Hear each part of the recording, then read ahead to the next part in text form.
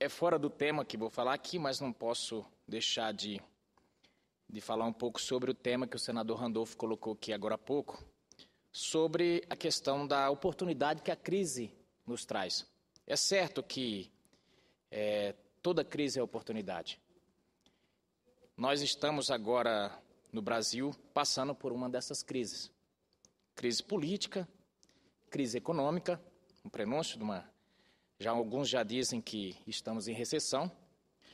E eu creio que a oportunidade para avançarmos. O senador colocou muito bem aqui que nós vivemos basicamente de exportação de commodities. Hoje nós temos praticamente a nossa balança comercial estruturada na exportação de commodities. Eu diria que a nossa galinha dos ovos de ouro é isso. E eu creio que nós estamos cometendo um crime contra nós mesmos, um tiro no pé. Porque se a nossa galinha dos ovos de ouro é essa, devemos alimentá-la. Devemos cuidar para que ela produza mais. Mas, entretanto, senhor presidente, nós vemos de norte a sul no país uma precariedade muito grande na nossa estrutura, na nossa infraestrutura. E para que exportemos commodities é preciso baixarmos custos para sermos competitivos lá fora. Nosso país ele é continental, ele tem distâncias muito grandes. Nós temos estados, como eu cito como exemplo o meu estado, Mato Grosso, que para você levar uma carga de grãos de um ponto a outro, às vezes vai mais de 2.000 quilômetros.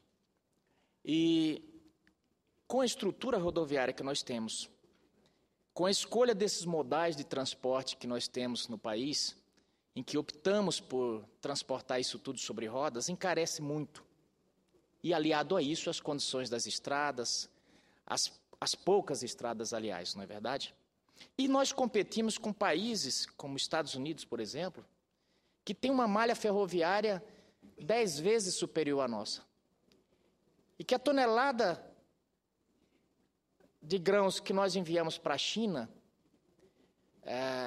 o custo nosso se torna muito alto. Embora nossas condições climáticas, embora a nossa capacidade de produção não sejam menores, nossas condições climáticas são até melhores. A nossa capacidade de produção não deixa a dever em nada, nós avançamos muito na produtividade. Mas esses gargalos infraestruturais, eles tolhem a nossa competitividade. Eu disse aqui há poucos dias, em determinadas regiões do estado de Mato Grosso, o produtor, ele produz uma carga de milho e para levá-lo até o porto, ele gasta outra de frete. E com isso o país tem que fazer subsídio para que, com esses prêmios, e gasta quase 1 bilhão por ano para diminuir esses prejuízos, senão, do contrário, ninguém produziria. Então, foi esse parênteses que eu gostaria de fazer aqui sobre o que o senador Randolfo falou, porque foi muito oportuno. E estamos agora numa crise em que já está aí, que temos a oportunidade de levantar tudo isso. Até porque, quando se fala nessas operações, não estamos falando só de um problema policial, de um problema jurídico. Nós estamos falando de um país todo praticamente parando, porque essas empresas todas que estão envolvidas nessa Operação Lava Jato são as mesmas que estão, com a maioria das estradas, fazendo lotes de asfaltamento, e isso tem um impacto lá.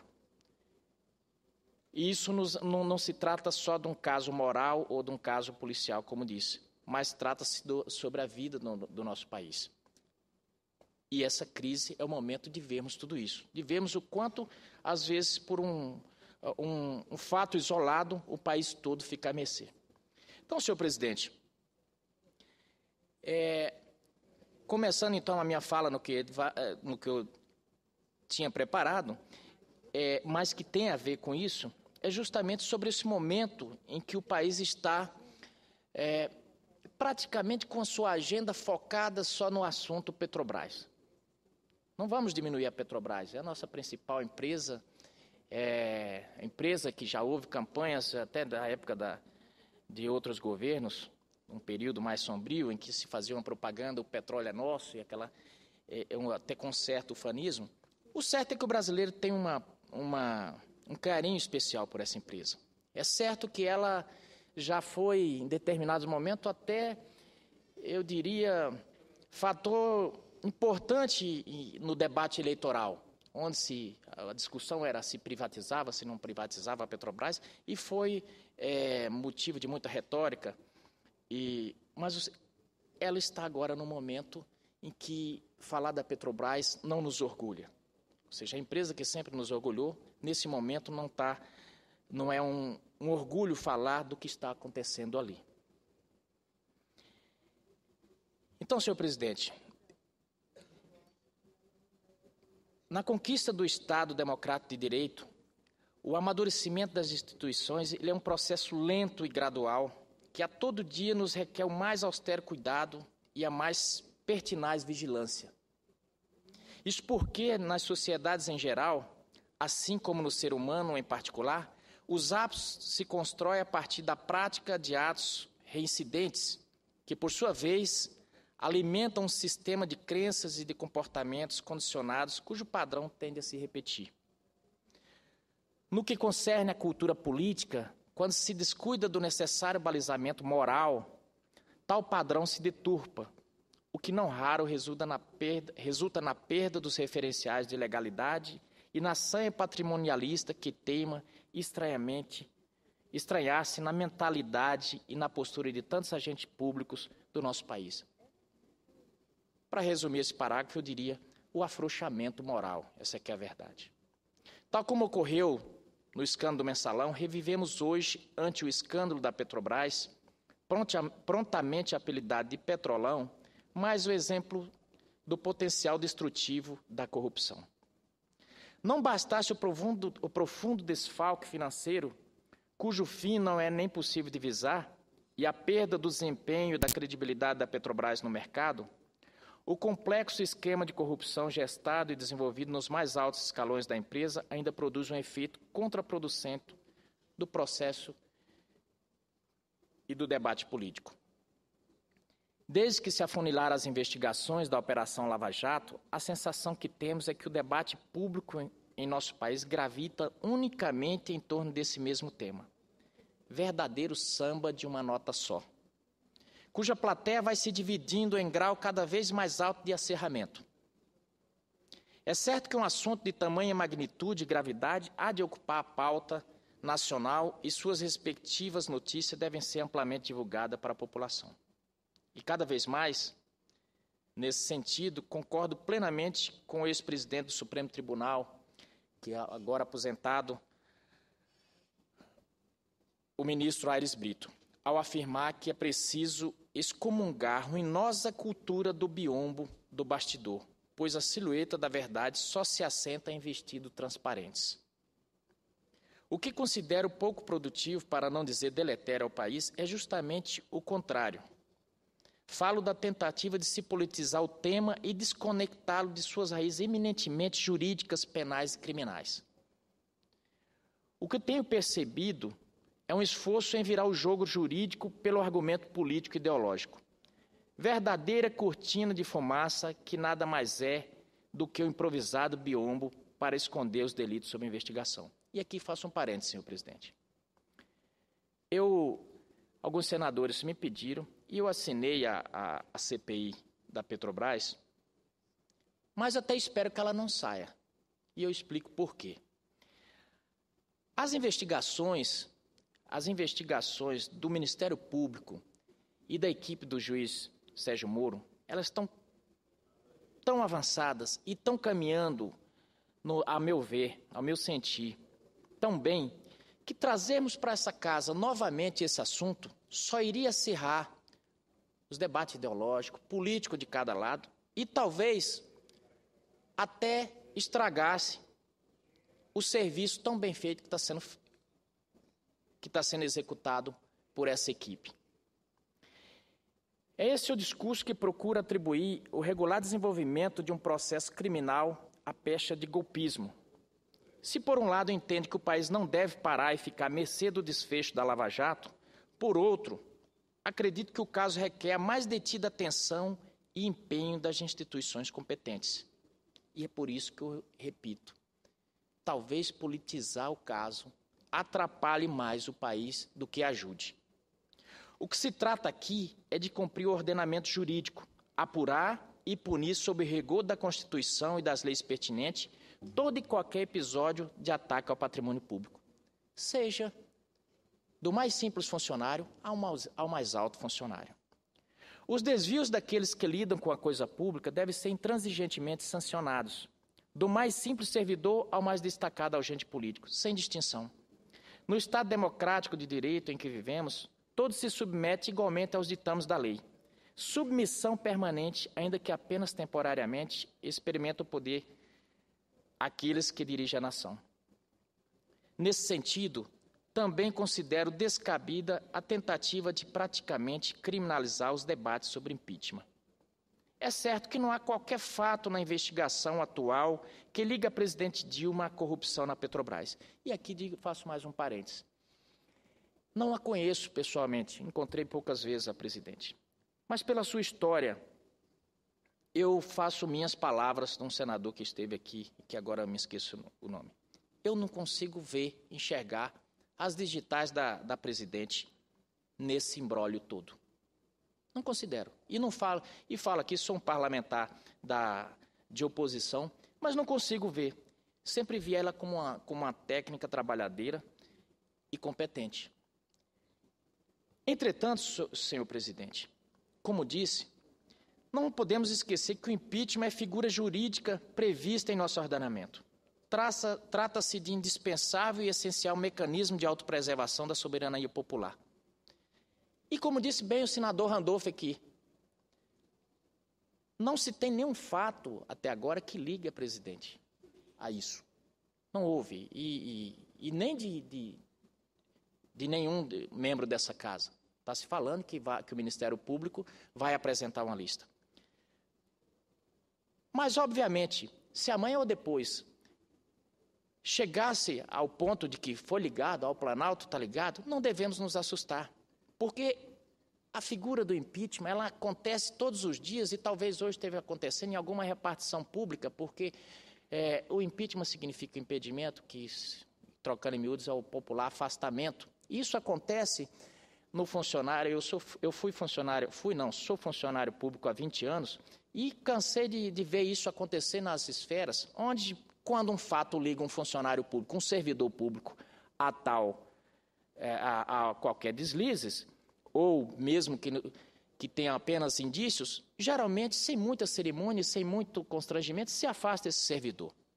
Então, nós não podemos compactuar que nós tenhamos servidores de diferentes, eu diria, classes. Nós temos servidor público, seja ele presidente da República ou qualquer um outro.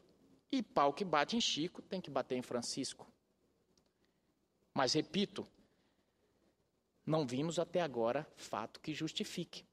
Agora, não temos como as pessoas, e cada vez mais a população brasileira está antenada com o debate político, e às vezes já se adianta. Quando começa um fato desse, já se fala em afastamento, não é verdade?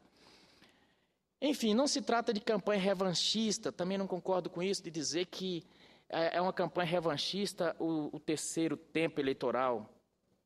Eu acho que trata-se de tema institucional. Nós participamos de uma campanha em que o nosso candidato não foi eleito. E nós temos que respeitar as instituições democráticas, temos que respeitar o processo democrático, mas não podemos compactuar de dizer que está havendo uma manifestação política por parte dos partidos que não compuseram a base da presidente Dilma de que há um levante, um golpismo ou alguma coisa nesse sentido. Não compactuo com essa ideia. Até porque eu vou fazer um meia-culpa. Eu acredito que nos tempos do presidente Lula, desde que o PT assumiu o poder, transitou em águas tranquilas, em céu de brigadeiro, sem uma oposição que fizesse, vamos dizer assim, que lhe desse trabalho. Porque eu vou falar uma coisa aqui, de quem tem experiência própria, porque iniciei a política praticamente dentro do PT. Se fosse o PT que tivesse nesse momento, me perdoe o palavreado aqui, mas o couro estava comendo. Porque se tem uma coisa que o PT é competente, é fazendo oposição. Então, acredito, senhor presidente, que até o presente momento, que não há até o presente momento base para o impeachment da nossa presidente. Mas não posso, como disse, compactuar com a abominação em tese, o tolhimento e execração pública dessa figura que faz parte da nossa Constituição, que faz parte do nosso arranjo jurídico institucional e exerce o mais encarecido papel moralizante. Senão, daqui a pouco, vamos começar a pensar que confundir as figuras constitucionais com golpe. E isso é confundir, isso não é ser honesto com a opinião pública. Eu acredito firmemente na Justiça Federal e no Ministério Público. Creio que o antídoto da corrupção é a efetiva aplicação da lei. Portanto, acompanhemos atentamente o desenrolar da Operação Lava Jato, mas não paralisemos os nossos esforços em prol da educação, da saúde, da segurança e de tantos outros temas essenciais para a melhoria da qualidade de vida do nosso povo. Porque no momento que a gente ficar nesse samba de uma nota só, Petrobras, Lava Jato, nós vamos estar com o país praticamente parado. Eu me preocupo e até faço um apelo ao Palácio do Planalto que possa ter um plano B, vamos dizer assim, porque nós já sentimos que os efeitos. Em Mato Grosso, por exemplo, eu já tenho notícia de que o principal corredor, que é a BR-364, um dos principais corredores, o avanço das obras de duplicação já começam a diminuir. Onde algumas empresas que estão lá estariam arroladas nessa operação, e sabe-se lá por qual motivo as obras diminuíram a velocidade. E isso é a preocupação de que o país pare e fique só nessa agenda. E eu creio que essa casa e o próprio Executivo têm uma responsabilidade muito grande. Porque nós não podemos nos esquecer de que os problemas existem em qualquer governo, mas nós temos que ver que esse momento diz sobre a nossa vida como país. Nós não estamos aqui sozinhos, nós temos competidores. O mundo hoje está mais do que competitivo, né? A tecnologia ela está numa velocidade imensa, as informações elas correm numa velocidade da luz e todos estão sabendo, o mundo inteiro está sabendo que nós estamos parados. Esse grande país está parado porque houve corrupção numa de suas empresas. E essa é a mensagem, senhor presidente, que fica aqui. E eu deixo um desafio aqui. Será que nós seremos capazes, como legislativo, de fazer frente a esse embate que nos apareceu, que parece que é um grande fantasma, mas que,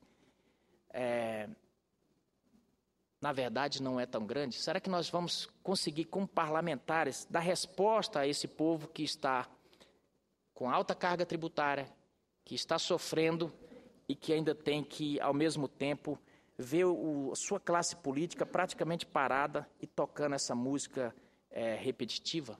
Essa é a pergunta que eu deixo aqui. Muito obrigado, senhor presidente, e desejo bom carnaval a todos.